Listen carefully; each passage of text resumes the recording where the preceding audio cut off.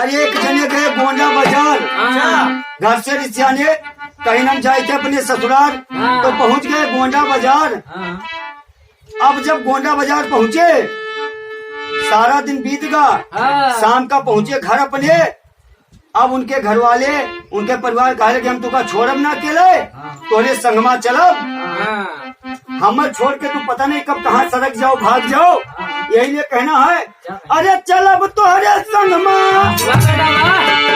अरे चलब तोहरे संगमा, अरे रुकिया मोरे राम हो चलब तोहरे संगमा,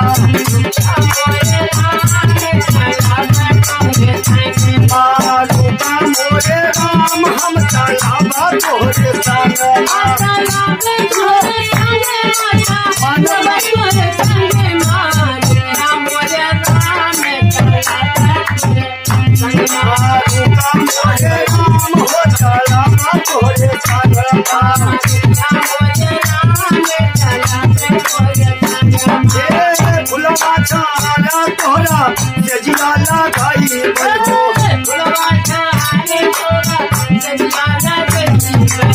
राजा हम तोहर बीच ताला वाला गई,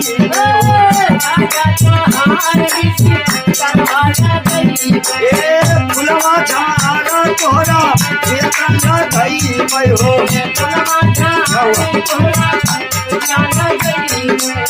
राजा तोहार बीच तारा वैला गई हो,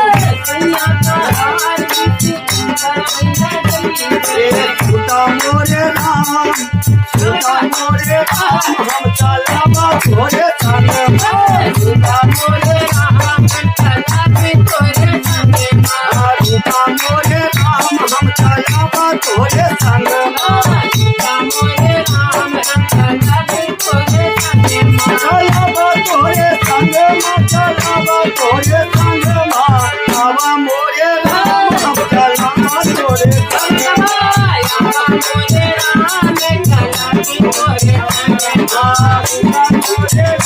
हम चलावा तोरे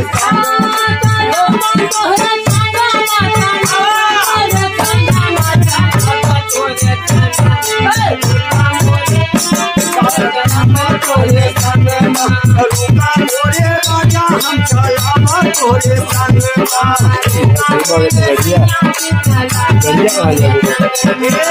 लंबाई लाइट कैदी राजा गई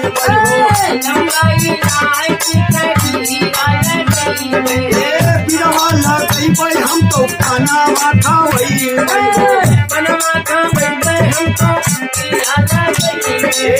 लंबाई लाइट के बीरा हमरा गई हो,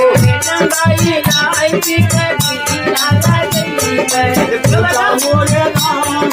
पूजा मोरे राम हम चलावा तोरे संगमा, मोरे राम हम चलावे तोरे संगमा,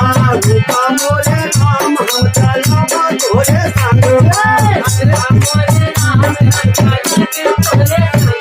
चलावा तोरे संगमा, चलावा राजा संगमा, मोरे राम हम चलावा तोरे संगमा, मोरे राम हम चलावे तोरे संगमा, मोरे राम हम चलावा तोरे संगमा, मोरे राम हम चलावे तोरे संगमा, नैया के दूर नाही तुम्हारी रखा पई,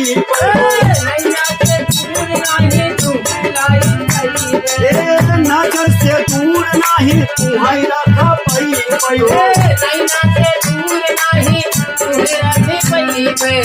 तोरी सूझिया का बाबू बिसरई,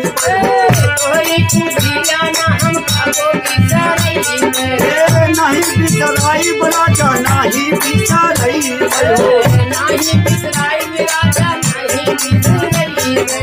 आवा मोरे राम, आवा मोरे राम हम चलावा तोरे संगमा, आजा मोरे राम हम चलावा तोरे संगमा,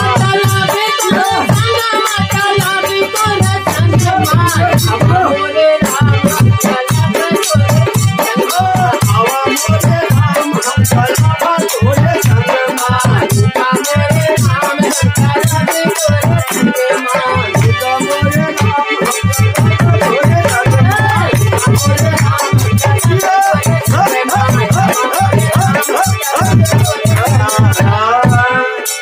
दोस्तों, गांव की पुरानी परंपराओं को आगे बढ़ाने के लिए आप इस वीडियो को ज़्यादा से ज़्यादा शेयर करें और चैनल को सब्सक्राइब करके मुझे आगे बढ़ने में सहयोग जरूर करें। धन्यवाद।